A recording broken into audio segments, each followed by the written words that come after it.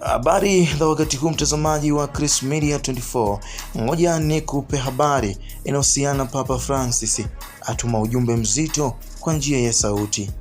Katika ujumbe wake wa kwanza kupitia kutuma kwa njia ya sauti tangu alipolazwa hospitalini tarehe 14 mwezi Februari, Papa Francis wa kanisa la Katoliki amewashukuru wale ambao wamekuwa wakimwombea afueni awe haraka.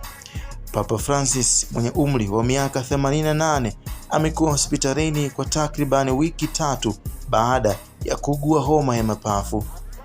Katika ujumbe mfupi wa sentensi mbili kutoka hospitali ya Gemelli alikolazwa, Papa amesikika kupumua kwa tabu wakati akiwashukuru Wasamaria wema kwa dhati.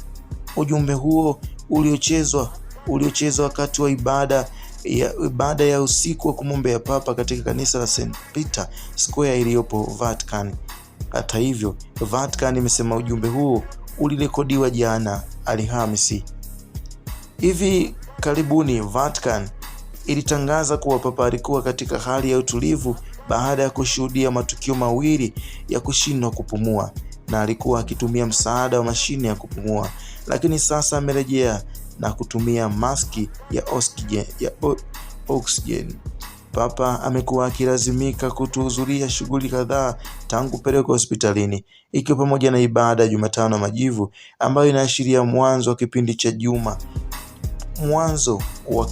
majuma 6 kuelekea Pasaka.